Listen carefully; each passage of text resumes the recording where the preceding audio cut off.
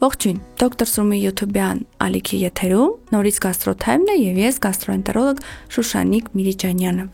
Այսօր կքննարկենք մի իրավիճակ, երբ երկար տարիներ բուժում են որպես գրգռված աղու համախտանիշ, բայց իրականում ոչինչ էլ չի փոխվում։ Եվ կքննարկենք մի քանի սցենար, երբ իրականում գրգռված աղու համախտանիշ գոյություն էլ չունի։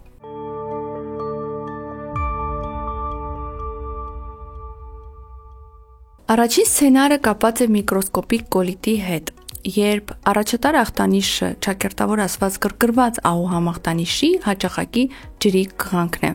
Հատկապես երբ դիարեան փորլուծությունը անհանգստացնում է ողջ օրվա ընթացքում, այլ ոչ թե միայն առավոտներ, ինչպես դա լինում է գրգռված աղու համախտանիշի ժամանակ։ Պացիենտը սովորաբար լինում է կին 50 տարեկանից բարձր եւ չեն լինում սովորաբար օրեր առանց դիարեայի, որը հատուկ է գրգռված աղու համախտանիշին, երբ դիարեան հաճախակի կարող է փոխակերպվել փորկապությամբ։ Միկրոսկոպիկ կոլիտը իմուն հիվանդություն է, որի ժամանակ հաստաղիքը դադարում է ներծծել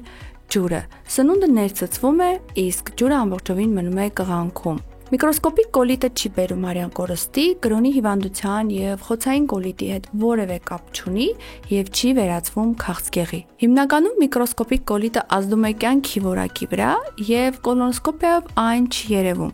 Միայն ախտորոշվում է այն դեպքում, երբ կոլոնոսկոպիայի ժամանակ հաստաղու աջ եւ ձախ հատվածներից վերցվում են կտորներ հիստոլոգիական քննության համար, որի դեպքում կամ հայտնաբերվում են մեծ թվով լիմֆոցիտներ կամ կոլագենի հաստ շերտ, համապատասխանաբար լիմֆոցիտար եւ կոլագենային կոլիտների պարագայում, որոնք հենց միկրոսկոպիկ կոլիտի տարատեսակներ են։ Միկրոսկոպիկ կոլիտը հրաշալիորեն բուժվում է իր համար նախատեսված հատուկ պրեպարատներով, որոշ մարդկանց համար բավարար են միայն կարճ կուրսերը, բայց որոշ մարդիկ ստիպված են դեղորայք ընդունել երկար տարիներ։ Մյուս սցենարը, երբ ցավում է ոչ թե աղիքը, այլ որովայնի առաջային պատը, ընդ որում ցավը կապ չունի ոչ կղազատման, ոչ աղիքի լցվածության, ոչ գազակոյացման հետ, ուղղակի ցավում է եւ վերջ։ Ցավը հիմնականում տեղայնացված է։ Չի ցավում այստեղ կամ այնտեղ, ցավում է կոնկրետ մեկ հատված։ Ցավը առաջանում է սովորաբար մարմնի դիրքի փոփոխման հետ կամ առաջ կամ հետ թեքվելուց։ Ցավը լինում է միակ ախտանիշը, նրա հետ միաժամանակ չկա որևէ այլ գանգատ, ոչ սրտխառնոց, ոչ աղիքի դատարկման զգացողություն եւ այլն։ Որովայնի առաջային պատի մկանների սահմանում կա տարածություն, որով անցնում են նյարդերը, եւ երբեմն այդ անցման հատվածում նյարդերը սեղմվում են եւ առաջանում է ցավ։ Որոշ դեպքերում էլ ստորին կողերը կպնում են ոչ թե միանգամից կրծոսկրին, այլ նրա աճառին, եւ նման միացությունը երբեմն կարող է լինել շարժուն եւ նորից բերել ցավի առաջացման։ Մյուս տարբերակը ցավի առաջացման դիտվում է, երբ մրսածության կամ գերսառեցման հետևանքով որևէ մկան սկսում է ինքնաբերաբար շատ ուժեղ կծկվել եւ նորից բերել ցավի առաջացման։ Ցավը կա, բայց այն որևէ կապ գաստրիտի կամ պանկրեատիտի հետ չունի։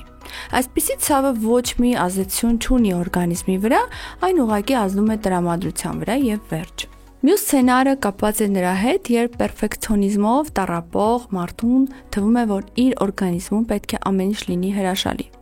Օրինակ, երբ առավոտյան նախաճաշից հետո 15 րոպեվա ընթացքում դիտվում է կղազատման ցանկություն եւ ամբողջ օրվա ընթացքում որևէ այլ խնդիր չի լինում եւ մարդը մտածում է, որ առաջ նման բան չի դիտվել եւ սա կարող է լուրջ հիվանդության սկիզբ լինել։ Պատասխանեմ միանգամից, որ միանվագ, նույնիսկ ամբողջովին ջրի կղանքը որևէ ախտաբանական խնդրի մասին չի խոսում։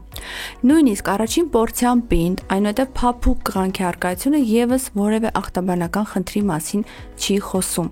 Կղանքում արկա լորձը, նույնիսկ եթե դուք կատարել եք 3 անգամ կոլոնոսկոպիա եւ այնտեղ ոչինչ չի հայտնաբերվել, նորից որևէ խնդրի մասին չի խոսում։ Եվ եթե մենք սկսենք բուժել բոլոր բնական ռեակցիաները, օրինակ սուրճից հետո կղազատման ցանկությունը կամ երկարատև նստակյաց աշխատանքից հետո կղանքում լորձի առկայությունը կամ որովայնի առաջային պատը սեղմելուց առաջացած ցավը, ապա մենք կհասկանանք, որ իրականում մեզ ոչինչ էլ չի օգնում։ Առողջ եղեք եւ իրազեկված։ Եվ չմոռանաք բաժանորդագրվել Դոկտոր Սրումի YouTube-յան ալիքին, որպեսզի բաց չթողնեք մեր հետագա հաղորդումները։